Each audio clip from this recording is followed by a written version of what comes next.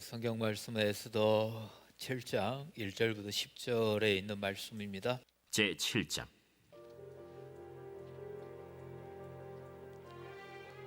왕이 하만과 함께 또 왕후 에스더의 잔치에 가니라.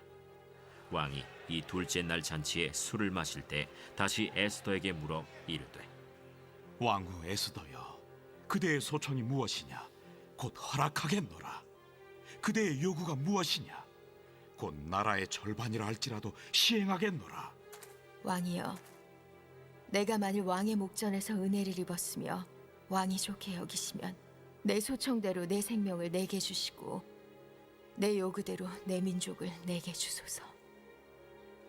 나와 내 민족이 팔려서 죽임과 도륙함과 진멸함을 당하게 되었나이다. 만일 우리가 노비로 팔렸더라면 내가 잠잠하였으리이다. 그래도 대적이 왕의 손해를 보충하지 못하였으리이다. 하니 아하수에로 왕이 왕후 에스더에게 말하여 이르되, 감히 이런 일을 심중에 품은 자가 누구며 그가 어디 있느냐? 대적과 원수는 이 악한 하만이니이다. 하니 하만이 왕과 왕후 앞에서 두려워하거늘 왕이 노하여 일어나서 잔치 자리를 떠나 왕궁 후원으로 들어가니라. 하만이 일어서서 왕후 에스더에게 생명을 구하니 이는 왕이 자기에게 벌을 내리기로 결심한 줄 알미더라.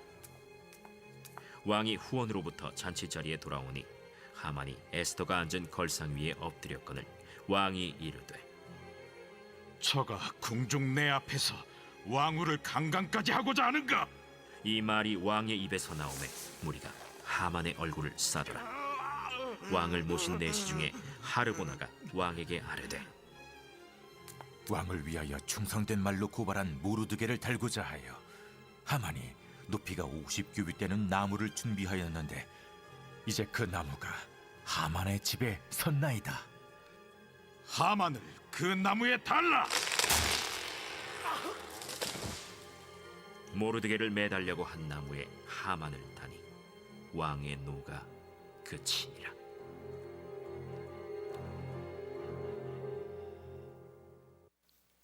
혹시 오늘 새로 오신 분 계세요? 없으시죠? 예. 비도 오고 그러니 분위기도 좀 그런 것 같은데 저만 그런지 몰라도 우리 앞뒤 옆 사람하고 한 번 더 인사할까요? 주님의 이름으로 사랑하고 축복합니다. 네, 잘 오셨습니다. 잘 오셨죠? 오늘 어디 춥지 않아요? 거기 못 가서 조금 마음이 불편하신 분 있으신가요? 네, 이번 주에 미남 축제도 있고 막 그러던데 그런 데 가서 또 여러분들께서 즐기는 것도 좋을 것 같아요. 근데 오늘은 이 시간에는 우리가 지금 예배하러 모였기 때문에 예배에 대한 마음을 주께로 올려드렸으면 좋겠고, 그리고 제가 저번 주에 에스더 6장부터 설교하면서 에스더에게 부담감이 엄청나게 많았겠다, 부담감이라고 하는 단어를 제가 끄집어 냈었어요. 근데 여러분, 이 시간도 저와 여러분들에게 이런 부담감이 있을 수 있어요. 예배에 나왔는데 또 다른 어떤 문제에 대한 부담감이 있을 수 있고, 이 예배 가운데에서도 여러분 내가 어떠한 부담감이 있을 수 있어요. 그러면서 잠깐 묵상하면서 부담감이 있다라는 것은 내가 살아있다라고 하는 증거다. 조금 이따도 잠깐 말씀드리겠지만은 내가 부담감이 있다라는 것은 믿음이 있다라고 하는 증거다. 이런 마음이 들었어요. 나 새벽에도 잠깐 기도하면서 내가 가정일에 대한 가장으로서의 부담감이 있다라는 것은 이거는 가장으로서 책임이 있는 거고 가장으로서의 살아있다라고 하는 증거겠구나. 내가 직장에서 내 포지션에서 부담감을 갖고 있다라는 것은 내가 이 직장을 그래도 이렇게 사랑하고 있고 내 일에 대한 그런 자부심이 있다라고 하는 증거겠구나. 이런 마음이 들었습니다. 신앙생활에 있어서도 여러분, 저와 여러분들이 각자의 위치에서 이런 일 저런 일로 섬기고 봉사하는데 그 일에 대한 부담감이 있다라는 것은 내가 조금은 그래도 믿음이 있다라고 하는 증거겠구나. 그러면서 제 그냥 소견으로는 모든 사람들이 어떠한 위치에서든지 부담감이 없는 사람 한 사람도 없다. 학생은 학생으로서의 부담감이 있고 공부에 대한 부담감이 있어요. 부모는 부모로서의 부담감이 있고 목사는 목사로서, 장로님은 장로님, 권사님, 집사님, 성도 여러분들은 여러분 각자의 부담감이 있는 건 당연한 것 같아요. 이 부담감이 없이 그냥 막 사는 사람은 없을 것 같아요. 그래서 내게 이 부담감이 있어서 힘들다가 아니라 우리가 부담감이 있어도 가정에서 직장 어디에서든지 여러분 솔직히 부담감 없이 살아가는 사람 없고, 이 부담감을 또 내가 어떻게 어떠한 관점으로 바라보느냐에 따라서 내 상황이 달라질 수 있기 때문에, 그리고 지금까지 그렇게 살아왔기 때문에 여러분 혹시 부담감이 있어도 이 부담감이 내게 무거운 짐이 아니라 나에게 하나님이 축복의 통로를 열어가는 그런 자리에 나를 세워줬다, 이렇게 여기시고, 이 시간 예배가 혹시 좀 부담스러워도 주님을 기대하며 서 주시기를 주님의 이름으로 축원합니다. 솔직히 저도 부담감이 있어요. 장로님 기도하면서 저를 뭐라고 표현을 하셨죠? 제가 여러분들에게 주님이 말씀하는 것처럼 말씀을 전해야 되는 부담감이 있다고요. 김기철이의 말로 들려지는 게 아니라 저의 입술을 통해서 하나님이 전해주시는 말씀으로 전해지는 부담감이 저에게 있다고요. 근데 제가 말씀을 전했는데 여러분들이 그냥 사람의 소리로, 지나가는 소리로만 듣고 끝내버리면 저에게 엄청난 그게 부담감이죠. 그래서 이 시간 하나님의 말씀 앞에 저와 여러분들이 한번 계속 서 주시기를 주님의 이름으로 축원합니다. 6장에서 그날 밤을 우리가 한번 생각했어요. 그날 밤은 에스더와 모르드에게는 엄청난 부담감이 있는 밤이었고, 그날 밤이 지나고 나면 생명이 끊어지는 밤이기 때문에 그냥 이제 오늘 밤 지나면 나 죽는다, 그게 아니라 하나님 앞에 지금 철야하며 기도하는 그런 밤이었을 거예요. 그리고 두 번째 잔치를 준비하는 그런 밤이었고, 이런 밤이 지나고 나서 이제 두 번째 잔치하는 날이 왔어요. 그리고 왕과 하만이 초대를 받아서 그 잔치에 참석을 했습니다. 왕은 다른 어떤 것도 없고 그냥 왕후가 준비한 잔치에 참여하고, 또 오늘 또 그냥 이렇게 술 마시고 잔치에 흥겨워 하루를 지내나 보구나, 그런 마음으로 잔치에 참여했을 수도 있을 것 같고, 하만 같은 경우에는 잔치에 올 때까지 마음이 별로 안 좋아요. 자기가 왕이 타는 말 위에 타고 자기가 왕복을 입고 어떤 사람이 그 말 고삐를 붙잡고 거리 퍼레이드를 하면서 왕이 존중이 여기는 사람은 이렇게 한다. 그래서 이 하만이 왕이 가장 존중이 여기는 사람이다, 그렇게 될 마음으로 왕 앞에 말을 했는데, 자기가 고삐를 잡고, 지금까지는 하만을 말 위에만 있었지 말 밑에서 남이 탄 말을 고삐를 붙잡고 자기가 끄는 일은 한 번도 없었을 것 같아요. 근데 그것도 자기가 가장 싫어하는 사람, 그것도 자기가 오늘 죽이려고 한 사람, 그 사람을 말 위에 태우고 왕복을 입히고, 왕이 존중이 여기는 사람은 이렇게 합니다 라고 외치고 다니는 그 하루를 보내고 잔치에 참여하는 그 마음이 너무너무 힘들어요. 그런 상황 가운데 지금 잔치에 참여했습니다. 근데 왕이 술을 마시다가 문득 어제 왕후 에스더에게 했던 말이 생각이 났던 것 같아요. 그래서 에스더에게 무엇이라도 빨리 주고 싶어 안달이 난 것처럼 계속 물어요. 네 소청이 뭐냐? 네가 나에게 요구하고 싶은 게 뭐냐? 얼른 말을 해봐라. 나라의 절반이라도 줄 테니까 어서 한번 말을 해봐라. 이걸 지금 오늘 본문으로 말하면 세 번째 말을 하고 있습니다. 왕이 왕후에게 진짜 뭔가를 주고 싶은데 뭘 원하는지를 모르니까 이렇게 이제 계속 물어보는 이 물음. 근데 이 왕이 이렇게 물어보는 이 물음이 오늘 본문에서 어떠한 파장을 일으키는지, 그리고 제목이 계속되는 반전이라 그랬는데 어떠한 반전을 가지고 오는지, 그거를 꿈에도 몰랐을 거예요. 근데 왕이 이렇게 물었어요. 에스더여, 그대의 소청이 무엇이냐? 그대의 요구가 무엇이냐? 원하는 게 뭐냐? 한번 말을 해봐라. 나라의 절반이라 줄게. 그때 에스더가 대답하는 게 뭐라고 말씀합니까? 오늘 3절 말씀인데 한번 다 같이 읽어볼까요? 왕후 에스더가 대답하여 이르되 왕이여, 내가 만일 왕의 목전에서 은혜를 입었으며 왕이 좋게 여기시면 내 소청대로 내 생명을 내게 주시고 내 요구대로 내 민족을 내게 주소서. 아멘. 이렇게 말을 했어요. 제가 PPT를 준비를 안 했거든요.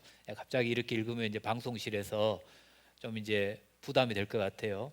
다음 주부터는 제가 한번 해보도록 할게요. 제가 그 부분에 좀 약해서 그러는데, 근데 이렇게 대답을 했어요. 다른 성경에 보면 왕이시여, 제가 왕께 은혜를 입어 왕께서 저를 기쁘시게 여기신다면 저와 제 민족을 살려주십시오. 저와 제 민족이 팔려서 이렇게 망하게 되었습니다. 살육당하여 망하게 됐습니다. 이렇게 이제 말을 하거든요. 근데 아까 서두에도 말을 했고 저번 주에도 말씀드렸지만 에스더는 엄청난 부담감을 가지고 잠 못 이루는 밤, 그리고 엄청난 그 부담감에 기도로 철야했을 그런 밤을 보냈습니다. 왜냐하면 자기의 말 한마디에 자기의 생명이 달렸습니다. 자기의 말 한마디에 자기 민족의 운명이 걸려 있습니다. 왕이 무엇이라도 들어주겠다라고, 나라의 절반이라도 주겠다고 말해보라고 했지만 여러분, 쉽게 말할 수 없는 부담감이 있었습니다. 혹시 그냥 성급하게 말을 했다가 안 들어주면, 그래서 저번 주에 신앙은 부담감이라고 표현을 했어요. 그래서 서두하고 좀 연결해 보면, 여러분, 부담을 부담으로만 여겨버리면 우리의 신앙으로 본다면 우리의 신앙이 주님이 원하시는 장성한 분량에까지 우리가 자라갈 수 없습니다. 그럼 부담감을 안고 그 부담감을 해결하기 위하여 내게 짐이 될 수 있습니다. 그 부담감이. 근데 그 짐을 무거운 짐으로 내 짐 어깨에 짊어졌다 할지라도 여러분, 그걸 저와 여러분들이 감당하게 된다면 그게 저와 여러분들이 자라가는 디딤돌이 되겠지요. 그래서 서두에 가정에서, 직장에서, 어떤 공동체에서 부담되지 않는 일이 없어요. 근데 그 부담되는 일을 누군가는 해야 되고, 그 부담되는 일을 누군가가 감당했을 때 그 부담감이 되는 일을 감당해 본 사람만이 그 기쁨을 알아요. 왜 이런 일을 해야 되는지 그걸 알아요. 그래서 저는 감히 여러분들에게 좀 부탁드리고 싶은 것은, 여러분, 부정적인 부담감의 함정에 안 빠졌으면 좋겠어요. 내게 부담감이 되니까 나는 못해요. 우리 이렇게 말할 때 솔직히 부담감이 되는데 누가 그 일을 하고 싶겠어요? 안 하고 싶지.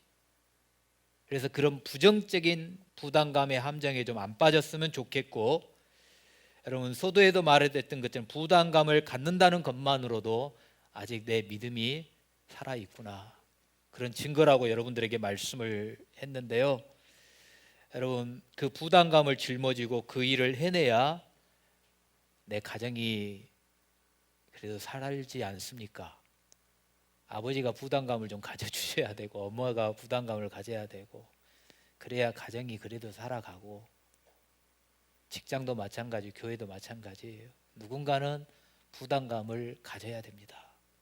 그래서 여러분, 부담감에서 도망가려고 하는 것이 아니라 좀 거룩한 부담감을 좀 가져주셨으면 좋겠어요.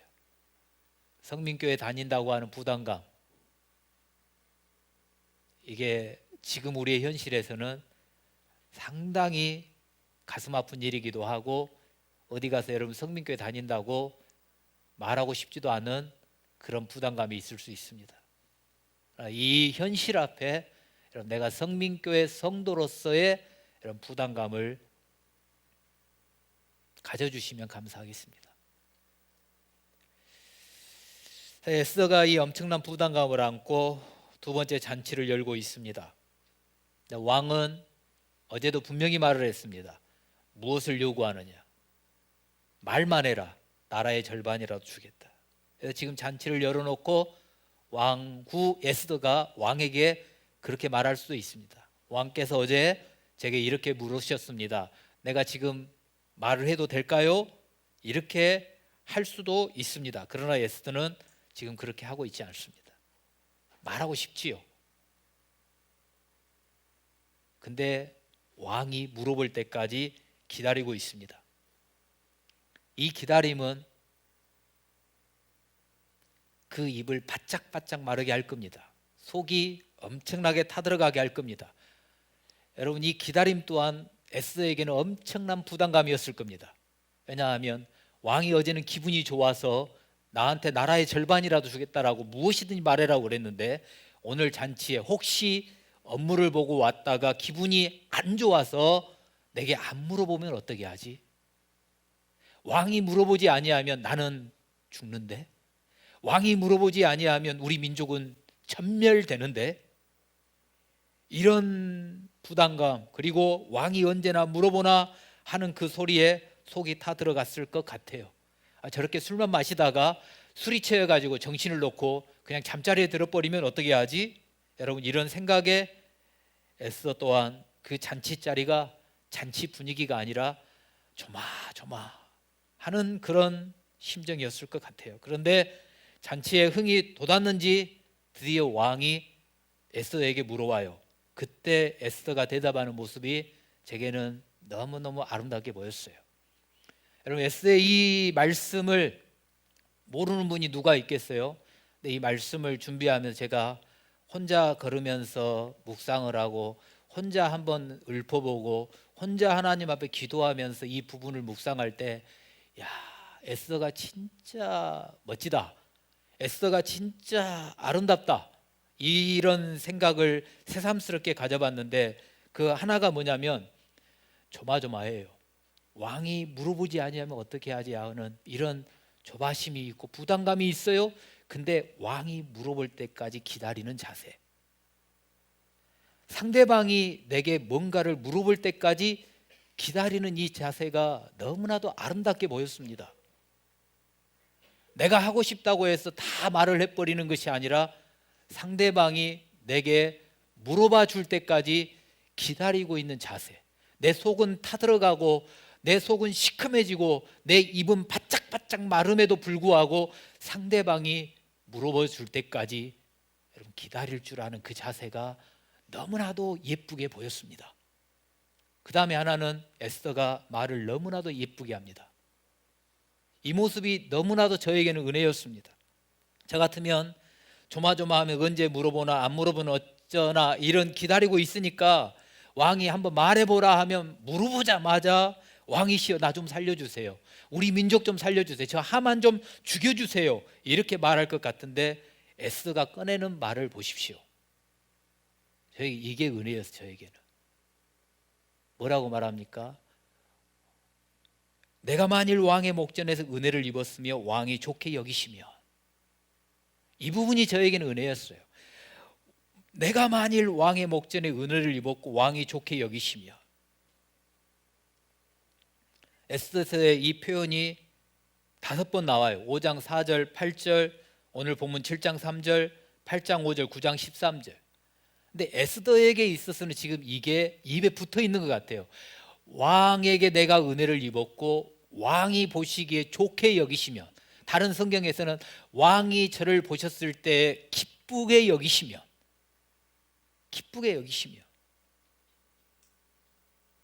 진짜 말을 예쁘게 해요. 목적은 뭐예요? 나 좀 살려주세요, 저 하만 좀 죽여주세요, 이게 지금 목적인데 왕을 높이면서 왕이 안 들어주면 안 되게끔 말을 하고 있어요. 내가 원해서가 아니라 당신이 원하신다며. 그러니까 오만하게 말할 수도 있을 것 같은데 그렇게 하지 않아요. 그러니까 안 들어주면 안 될 것 같은 말.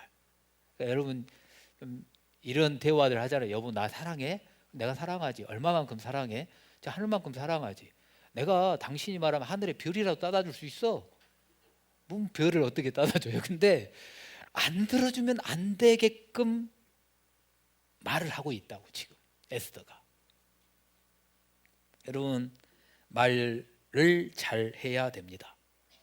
내 말 한마디에 사람의 속을 뒤집어 놓을 수도 있고 내 말 한마디에 뒤집어진 속을 잔잔한 호수처럼 평화롭게 만들 수도 있습니다.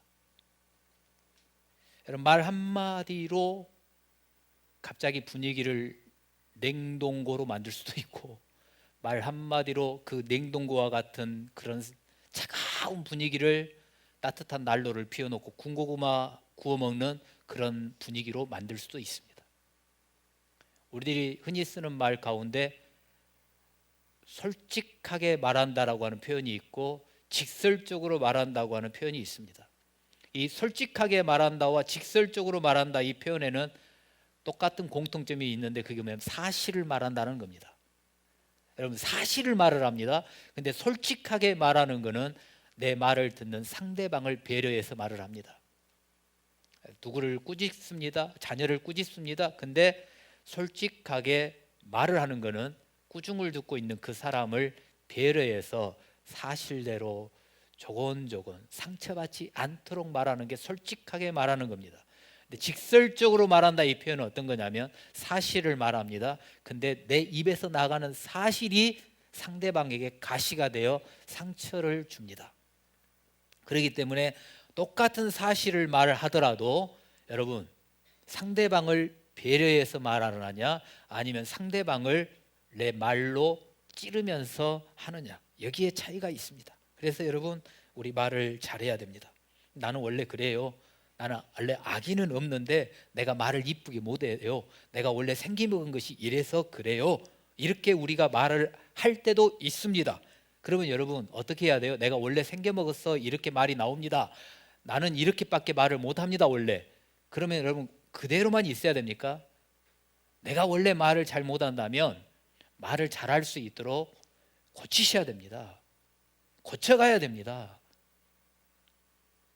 또 우리가 이렇게 말할 때가 있습니다. 몰라서 그래요. 여러분, 몰라서 그랬어요. 그러면 이걸 자꾸 넘어가려고 그러는데 모르면 여러분 배우셔야 됩니다. 말을 잘할 수 있도록 배우셔야 됩니다. 그러니까 대화법도 있고 그래요. 저는 아직 그렇게까지는 안 해봤는데 설교하는 목사님들이 아나운서들이 하는 말하는 법이 있잖아요. 이걸 한 달에 뭐 200 몇만 원, 막 300만 원 이렇게 주면서 배워요. 말하는 법을 배운다고요. 그러니까 내가 몰라서 그래요? 아니요. 모르면 가르쳐 주는 대로 배워서 하셔야 되고요. 나는 원래 그래요? 아니요. 원래 그러는 사람 없어요. 세상 사람들은 사람은 고쳐서 못 쓴다고 하더라고요. 근데 하나님은 세상 사람들이 고쳐서 못 쓴다고 하는 사람들도 고쳐 쓰시는 분이 하나님이십니다. 그 하나님을 저와 여러분들이 믿고 있습니다. 그렇기 때문에 나는 원래 이래요가 아니라 원래 이런 걸 여러분 고치려고 노력을 해야 됩니다. 쉽게 안 바뀌어요. 저 같은 경우를 하나 예를 들면 제가 사랑 표현을 잘 못합니다. 관계를 처음에 잘 못 맺습니다. 관계가 되면 내 속에 있는 간이라도 빼줄 정도로 하는데 처음 이 관계를 맺는 게 저에게는 엄청나게 힘듭니다.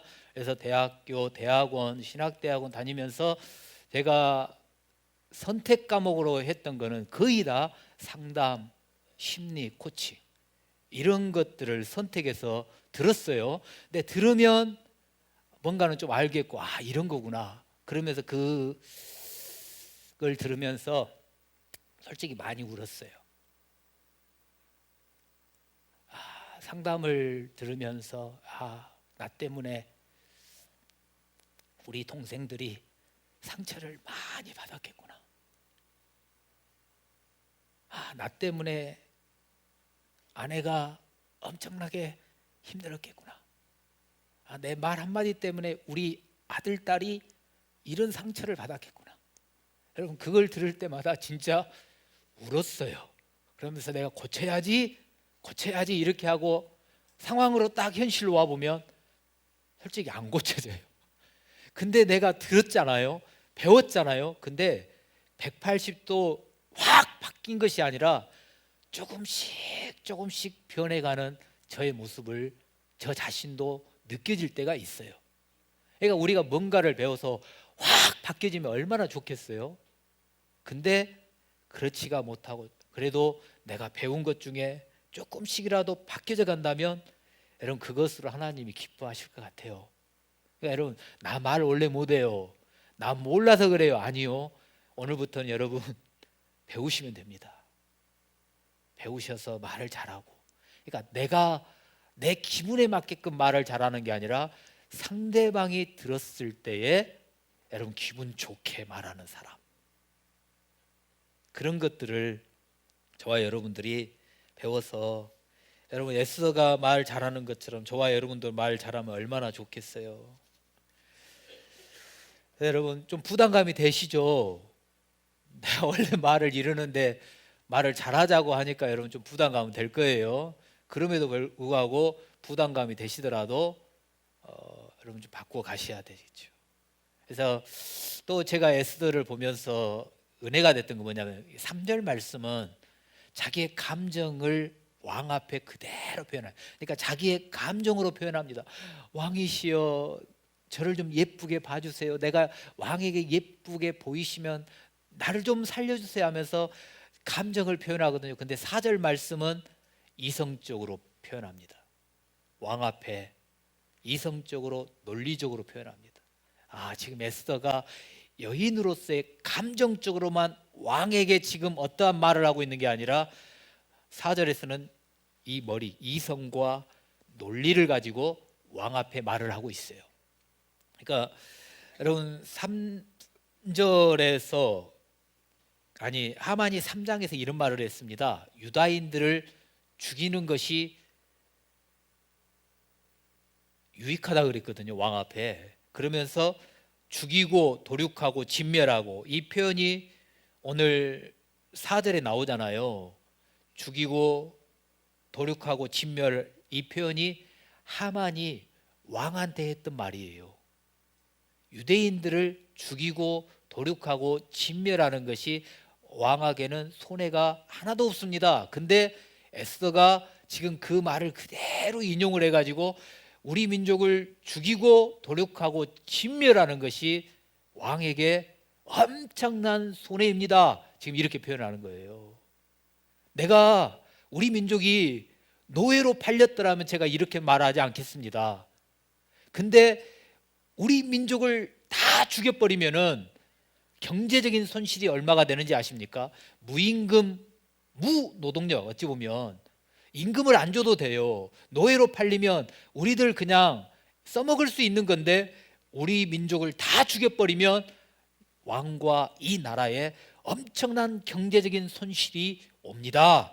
이렇게 지금 에스더가 말을 하는 거예요. 네, 여러분 하여튼 말을 잘해요. 에스더가 기도만 잘할 뿐만 아니라 또 기다리기도 잘하죠. 그 다음에 또 감정적으로만 말 잘하는 게 아니라 논리적으로도 말을 너무너무 잘해요. 저와 여러분도 이렇게 변해갔으면 좋겠고, 저와 여러분의 말도 좀 내가 좋아하는 게 아니라 상대방들이 들었을 때 좋게 여겨지는 그런 모습으로 바뀌어져 가는 은혜가 있기를 주님의 이름으로 축원합니다. 그래서 이제 왕이 이 말을 들었습니다. 이 말을 들었어요. 왕이 크게 분노했다, 노했다, 화가 났다 그러거든요. 감히 누가 왕후와 왕후의 민족을 이렇게 죽이려고 하냐? 그런 일을 이 심중에 품은 자가 누구냐? 그가 그런 극악무도한 일을 꾸민 자가 누구냐? 지금 그 사람 어디 있냐? 막 이렇게 물어요. 그때 에스더가 본심을 말을 하는 거죠. 그 자는, 그 대적은, 그 원수는 바로 이 하만입니다. 이렇게 6절에 말씀을 하고 있습니다. 그때 그 말을 듣는 왕이 충격을 먹고 갑자기 생각지도 못한 대답을 들은 거예요. 그러자 술잔을 내려놓고, 화가 치밀어 오르니까 여러분 그 술잔을 내려놓고 왕궁 후원으로 왕이 떠났다 그래요. 근데 여러분 여기에서 감히 왕후와 왕후의 민족을 죽이려고 그래, 그러면서 하만을 막 구속시킨다든지 관직을 박탈한다든지 그 하만에게 끼워졌던 인장반지를 회수한다든지 이러한 모습을 보여야 되는 왕이 그렇게 지금 조치를 하고 있는 게 아니라 풀잔을 내려놓고 왕궁 후원으로 가요. 근데 여기에는 엄청난 의미가 있어요. 정치적인 문제가 지금 여기에서 나오게 되는데, 왕의 입장에서 한번 생각해 보세요. 일단은 지금 하만에게 자기가 이용당했다라는 걸 알았어요. 하만이 은 1만 달란트까지 주면서 이 1만 달란트보다도 이 유다인들을 죽이는 것이 더 손실이 없다 그랬거든요. 근데 왕후는 뭐라 그러냐면, 우리가 죽으면 그 은 1만 달란트와는 비교가 되지 않는 경제적인 손실이 이 나라에 있습니다. 그 말을 듣는 순간 왕이 내가 그때 하만에게 이용당했구나. 하만 이놈이 자기의 감정, 자기의 목적을 추구하기 위해서 왕후와 왕후의 민족을 전멸시키는 것, 거기에 초점을 두고 나를 이렇게 이용했구나. 그런 것을 왕이 이제 알게 됐거든요. 그렇게 해서 후원으로 가는데, 또 하나는 뭐냐면, 왕후와 유다인들을 죽이고 모르드게를 죽이라고 조서를 내렸지 않습니까? 거기에 반지를 찍었는데, 하만이 찍었다 할지라도 지금 최종 결재권자는 누구예요? 왕이에요. 왕 자신이 에스더와 에스더의 민족을 죽이라고 조서를 내린 거예요. 그러다 보니까 후원으로 갈 수밖에 없었고, 그다음에 조서가 내려진 이상 취소할 명분이 없어요. 자기 마음대로 할 수가 없지요. 여러분, 에스더 1장에서 왕후 누구죠? 와스디가 폐위될 때 왕이 조서를 내리는데 거기에 신하들이 그런 조서를 내리게 했잖아요. 그래서 2장에 술이 깬 다음에 그걸 어떻게 취소하려고 해도 취소할 수가 없어요. 근데 하만이 자기를 가지고 놀았다고 하는 모욕감, 왕인 그것도 있고, 근데 저 하만을 당장 어떻게 죽일 수도 없고, 왜냐하면 하만이 지금 2인자인데, 여기까지 설명은 너무 긴데 2인자인데 그 2인자의 자리에 올라올 때까지 이 사람이 어떻게 했어요? 하만이 페르시아 사람도 아니에요. 아말렉 사람이에요. 자기도 이방인이에요. 그런 이방인으로서, 타국인으로서 페르시아에 와서 2인자까지 됐다? 그러면 산전수전 다 겪고 왔을 것이고, 뇌물을 주든 뭐를 주든 자기 밑에 신하들이, 여러분 자기 라인이 없겠어요? 왕의 입장에서는 하만을 함부로 할 수가 없어요. 정치적으로는 어떻게 할 수 있는 방법이 지금 없습니다. 아수에로 왕 입장에서는 저 하만 저놈 당장이라도 죽여버려야 되겠는데, 정치적으로는 죽일 수 있는 명분이 하나도 없어요. 그래서 후원에 가서 어찌 보면 마음 좀 다스리고 다시 들어오게 되는 왕. 근데 그 찰나에 이 하만이 어떠함을 직감하게 되냐면, 이제 나는 끝났구나. 왕이 내 본심을 알아버렸네. 왕후가 유다인이었어.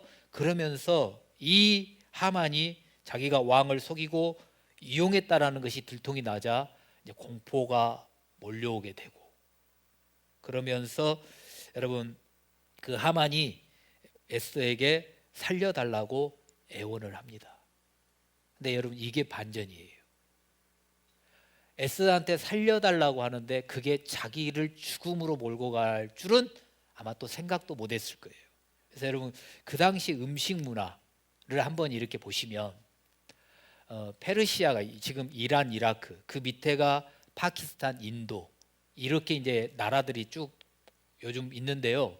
그 페르시아라든지 파키스탄, 제가 그 아울리치를 가서 파키스탄에서 그 어느 식당에 들어가서 양고기를 먹는 그런 식당에 들어갔어요. 근데 양갈비를 먹으러 들어갔는데 식당이 가운데가 테이블이 있고 의자는 장의자처럼, 우리 소파처럼 길게 되어 있습니다. 우리는 1인용이 이렇게 의자가 있는데 소파처럼 긴 의자가 있고, 거기에 우리 쿠션 있잖아요. 등받이 쿠션.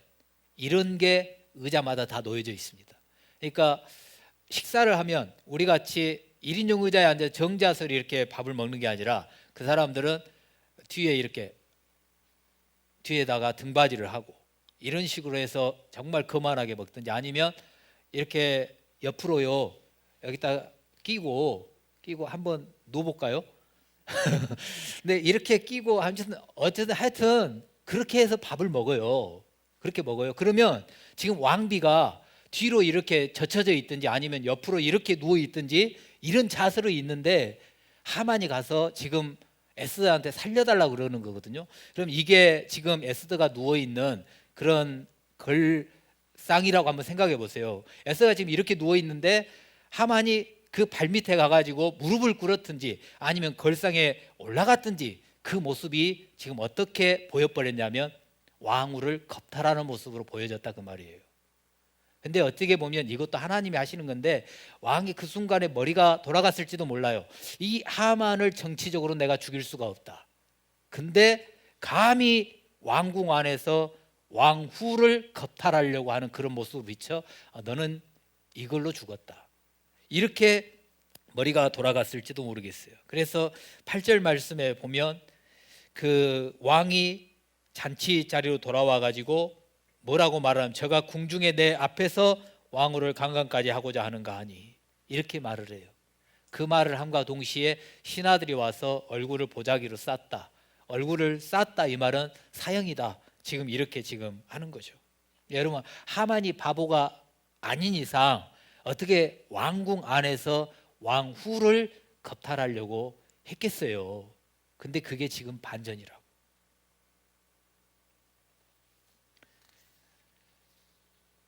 그래서 그 말이 떨어지자마자 하만이 정치범이 아닌 현행범으로 붙잡히게 되는 거예요. 왕후 겁탈범으로 붙잡혀서 사형을 당하요. 한마디 변명도 하지 못하고 모르드게를 달려고 했던 그 장대에 자기가 달려서 죽게 되는 겁니다.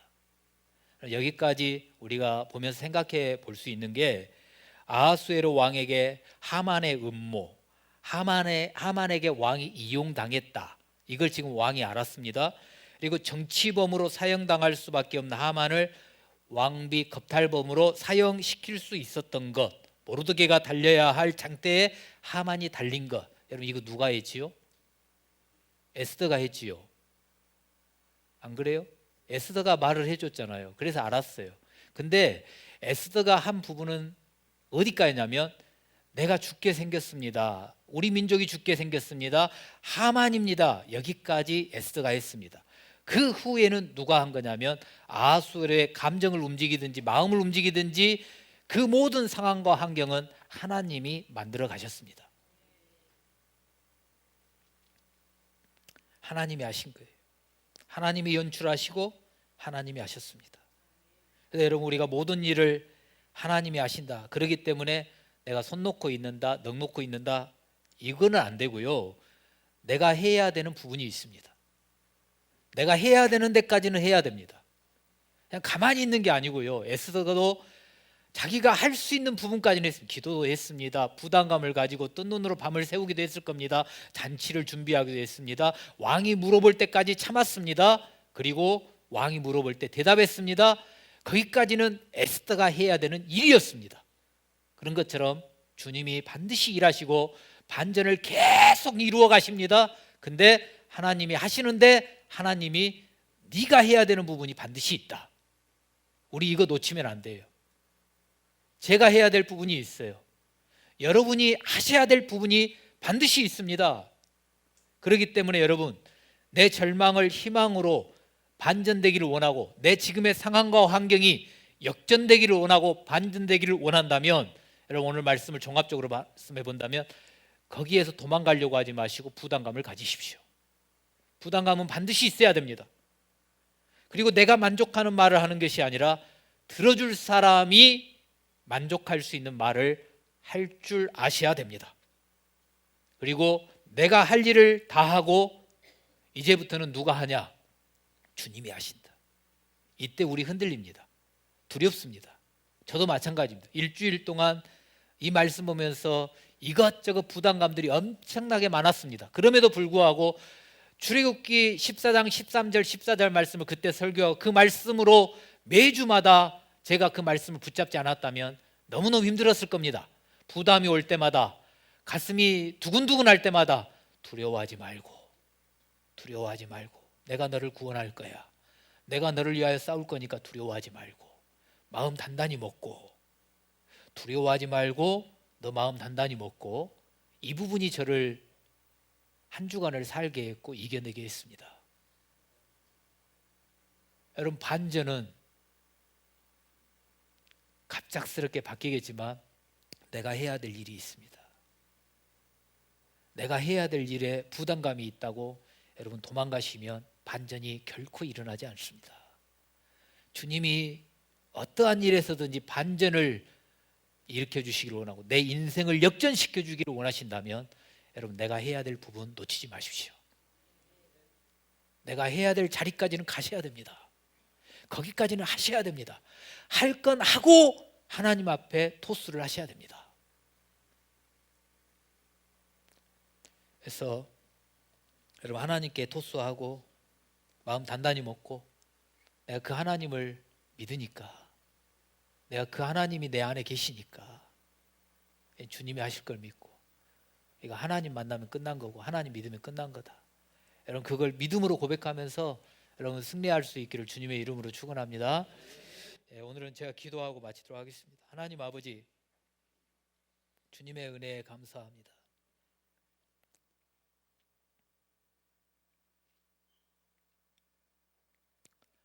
세상 사람들이 말하는 인생 역전, 로또 우리에게도 그런 역전이 있고 반전이 있기를 원하고 있습니다. 하나님, 에스더를 보면서 새롭게 은혜를 주신 주님을 찬양합니다. 정말 부담감이 엄청났을 것이고 조마조마함, 그 둘째 날 잔치날까지 기다리는 그 기다림, 혹시나 왕이 물어보지 아니하면 어떻게 할까? 그 속이 바짝바짝 타들어가고 입이 바짝바짝 마르는 그런 부담감이 에스더에게 있었을 겁니다. 하나님, 우리도 가정의 일들, 자녀들의 문제, 건강과 재정의 문제, 직장에서 사업장에서 이런저런 일들로 인하여서 부담감이 되고 속이 타들어가는 것 같은 하는 그런 상황에 놓여 있을 수도 있습니다. 하나님, 그때 그 부담감을 놓아버리고 포기해버리는 우리의 삶이 되지 않게 하여 주시옵시고, 부담감이 되지만 묵묵히 나의 눈을 들어 나의 도움이 되시는 하나님을 바라보며 한 걸음 한 걸음 한 걸음 걸어가 마치 주님이 때에 내가 어떻게 해주기를 원하느냐, 너의 소청이 무엇이냐, 네가 요구하는 것이 무엇이냐라고 물을 때 예 주님 이렇게 되기를 원하나이다, 예 주님 이렇게 해주십시오라고 말할 수 있는 우리가 되게 하여 주시옵소서. 사랑하는 하나님, 감정적으로도 이성적으로도 논리적으로도 듣는 사람의 마음을 움직일 수 있는 그런 말할 수 있는 은혜를 우리에게 허락하여 주시기를 원하고, 하나님, 내가 할 일을 다하며 반전을 주시는 하나님을 기대하는 우리 모두가 되게 하여 주시옵소서. 두려워하지 않게 하여 주시옵소서. 내가 너희를 구원할 것이고 내가 너희를 위하여 싸울 것이라고 말씀하시는 그 주님을 기대하며 마음을 단단히 먹고 주님 앞에서는 우리 모든 성도들이 되게 하여 주시옵소서. 그래 하나님, 주님을 만나고 주님을 믿으며 주님의 일하시는 그 영광을 선포하는 아버지의 백성들이 되게 하여 주시옵소서. 예수님의 이름으로 기도드리옵나이다. 아멘.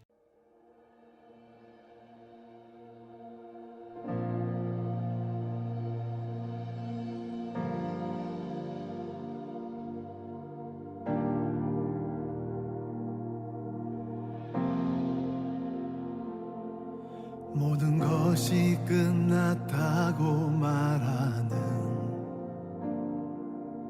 사람들의 말을 듣지 말아라.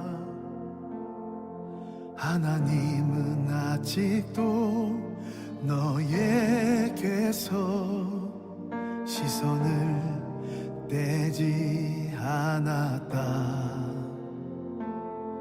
세상에서 답을 찾지 말아라. 사람들을 의지하지 말아라.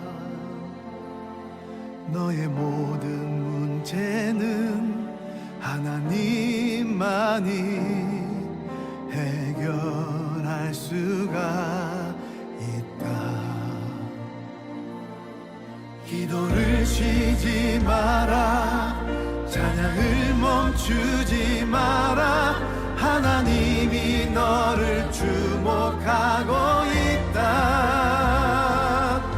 예배에 집중하라. 말씀을 붙잡아라. 하나님을 만나면 끝난 것이다.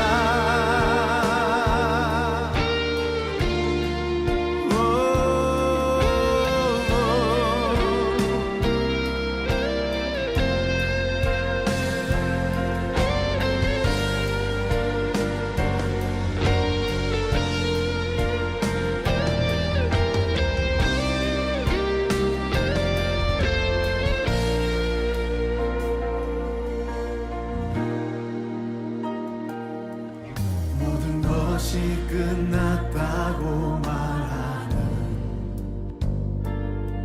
사람들의 말을 듣지 말아라. 하나님은 아직도 너에게서 시선을 빼지 않았다. 세상에서 답을 찾지 말아라.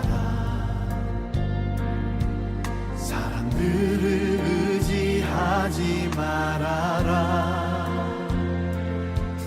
너의 모든 문제는 하나님만이 해결할 수가 있다. 기도를 쉬지 마라. 찬양을 멈추지 마라. 하나님이 너를 주목하고 있다. 예배에 집중하라.